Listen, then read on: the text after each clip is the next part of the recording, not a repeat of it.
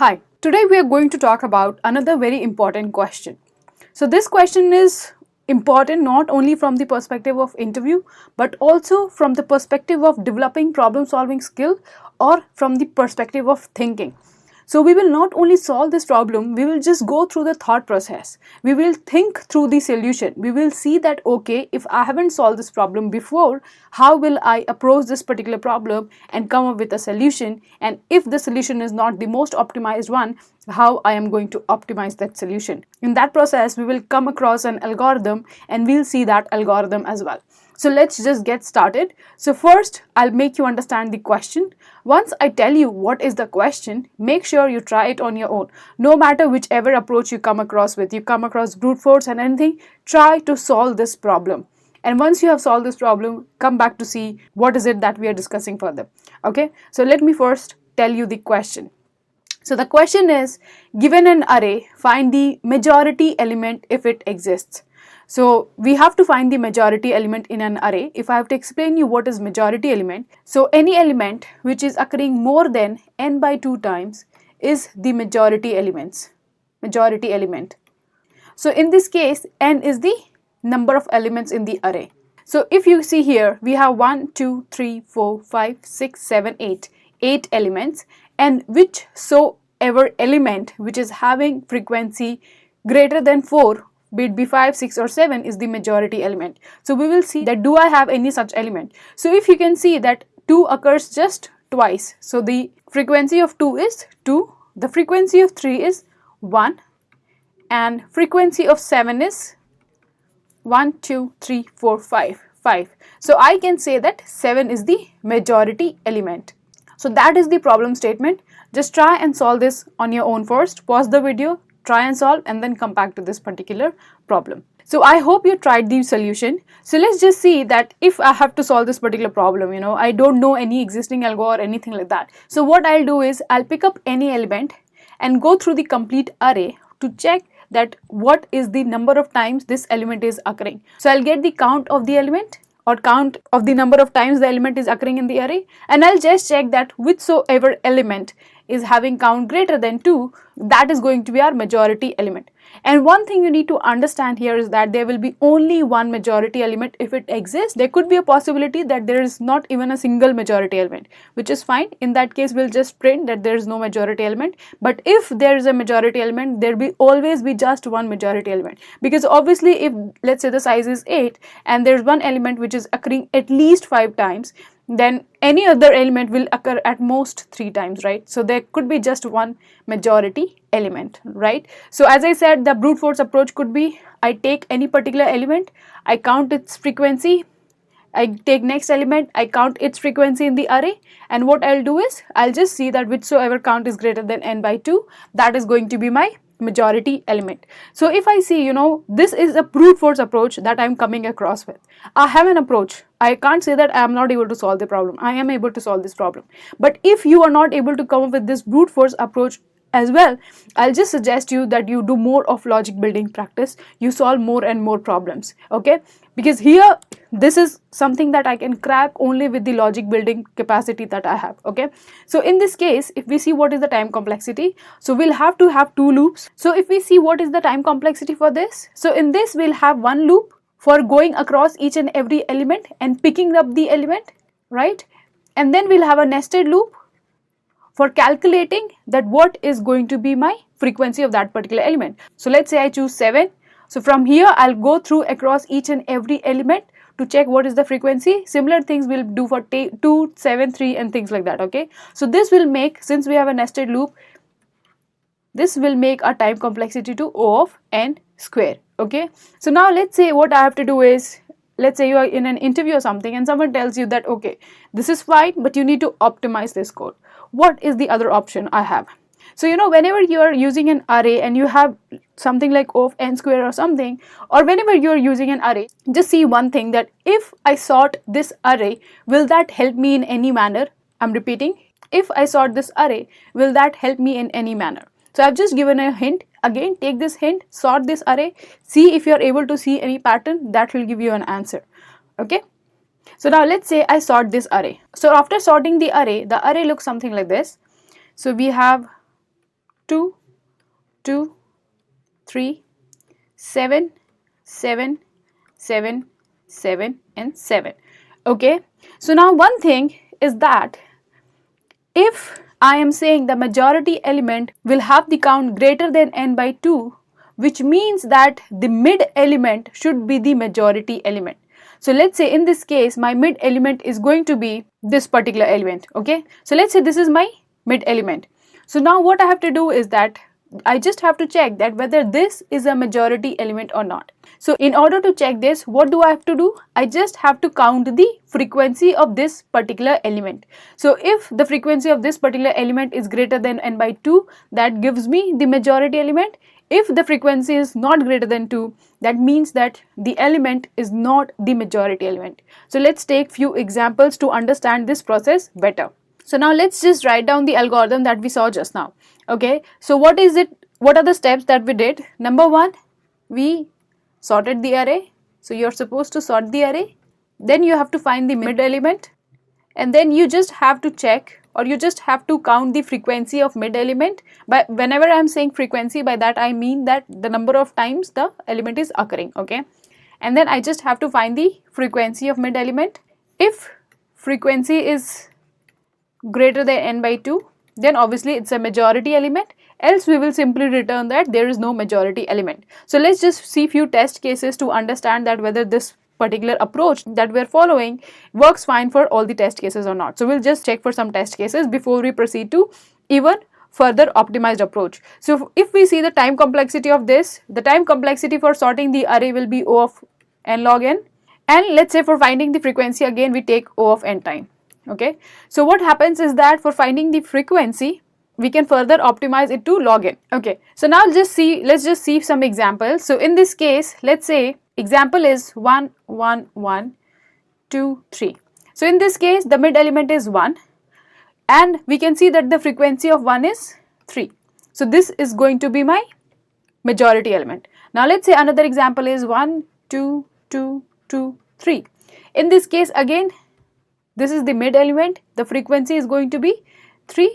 So yes, this is my majority element. So we are seeing that whichever is the mid element, if it is a majority element, if there is a majority element that exists, then mid element will always be a majority element. Let's take an example when there is no majority element, like 1, 2, 2, 3, 3. So in this case, we have 1, 2, 3, 4, 5. 5 by 2 is 2. We should have at least frequency as 3 for the majority element, but we see that mid element is 2, but the frequency is 2. So there is no such majority element that exists. So we'll simply return there is no such majority element.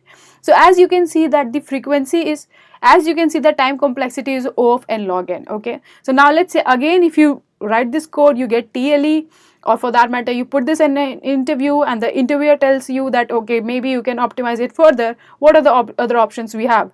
Maybe we can try for O of n. So let's see if we can solve this problem without sorting the array. Again, for this we'll have to solve more test cases to understand a pattern. So let's go ahead and see that. Okay, so now let's try to again observe some pattern over here.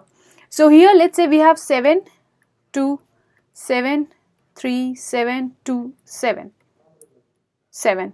Okay, I hope I have written it correct.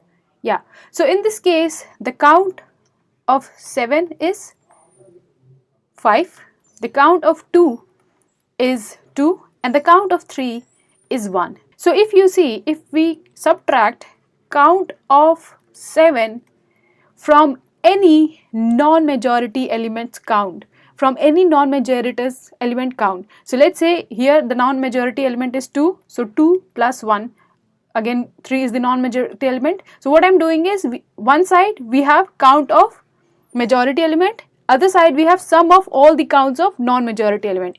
You can see that eventually you will get the count, let's say this is, let's say diff, you will get the diff as non-zero positive null element.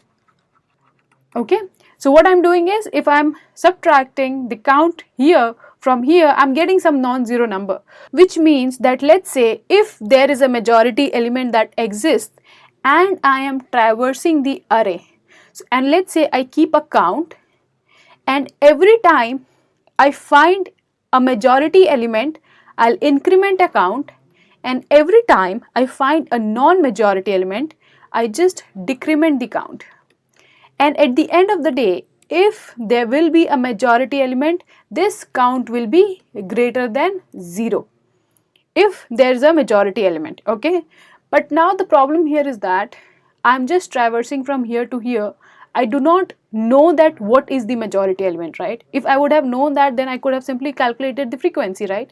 But here, while I'm doing this operation, that whenever I'm getting the majority element, I'm incrementing the count, and if it's a non-majority element, I'm decrementing the count. But the problem, as I said here, is that I don't know which is the majority element. So now let's see how this particular thought process will give me the solution. So what I'll do is, here, since I do not know that what is my majority element, I'll assume 7 is the majority element, since this is the first element, okay? And what I'll do is, I'll just go ahead, let's say I keep major as a element, which always keeps track that which is the majority element, and I'll keep count of that majority element, okay? So what I'll do is, I'll just initialize major with 7 and count, let's say, as 1, which means that the majority element, I'm assuming 7, is having count 1. Now next time what happens is that I come across 2. Is 2 equivalent to 7? No, that is not equivalent to 7, which means I have to reduce the majority count. So I see that majority count becomes 0. Now it becomes 0, which means that till now we had only 2 elements, 7 and 2, and none of them is the, and I know for sure is that till now, if this is becoming 0, which means that 7 is not the majority element. So what I'll do is, I'll update my majority to major to 2, that maybe 2 is the majority element, maybe, I'm just being maybe, okay?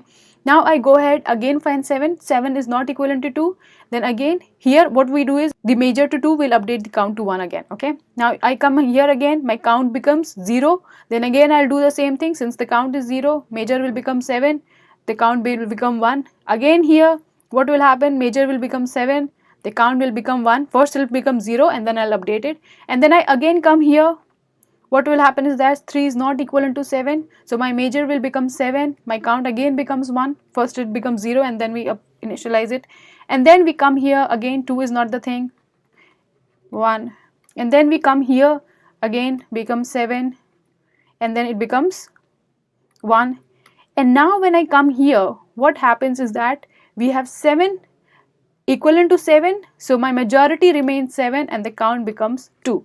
So now here at the end we have major as 7 and the count is greater than 2. If the count is greater than 0, which means there is a majority element, and there we have 7 as the majority element, right? So I have just assumed that 7 is the majority element. I have to verify it once that whether 7 is the majority element or not. So what I'll do is, again I'll iterate through the array, that will take extra O of n time, and then we'll check the frequency of 7. If the frequency of 7 is greater than n by 2, that will give me the majority element.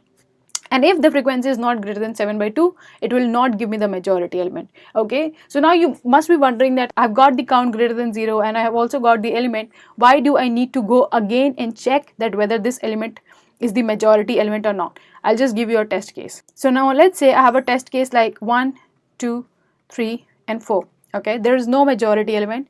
Initially my major will be 1, my count will be 1.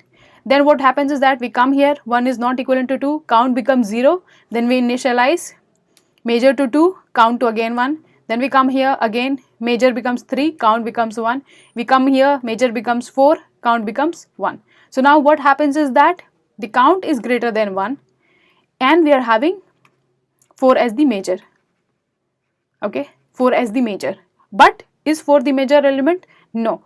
So that is why, to verify whether whatever is coming at the end is majority or not, we just go through the array, okay? So we have just explained you the process. I'll just write these things step by step so that you understand what's happening. So what I wanted to tell you till now is that, you know, whatever we have done just now is actually an algorithm which is known as Murray's voting algorithm. I'll just write it down. So just now we saw Murray's voting algorithm. I'll just tell you what is the algo. So what happens is that we first find the candidate. For finding the candidate, what we do is, let's say the code to find the candidate is, we initialize something called major as, let's say, index of first element 0, and let's say we initialize our count as 1, okay? Then I'll run a loop from I equal to 1 till n,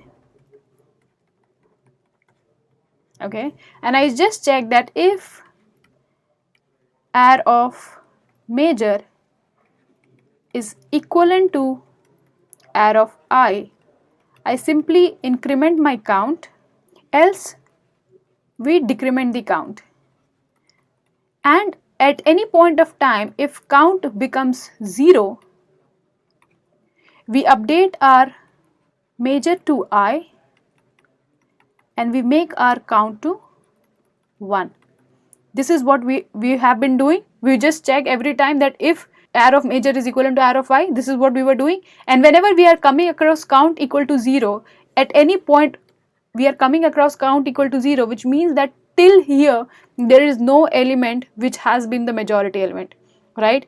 It's just that the majority is cutting the majority is non-majority is cancelling the majority element. So maybe this element is the majority element. This is what we are thinking, okay?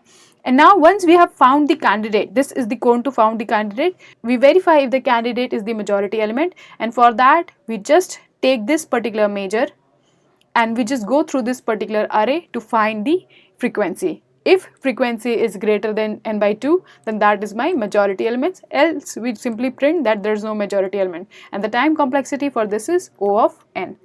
And as I said that this is the Murray's voting algorithm. It's a very famous algorithm. So that's how we try to solve a problem when we come across a problem in a for the very first time. And again, I'll just repeat that. So next time whenever you try to solve the problem, start with the brute force approach. If you are not coming directly to the optimized approach, try and solve more and more test cases, try to find the pattern, you'll be able to solve the problem. Okay, bye bye.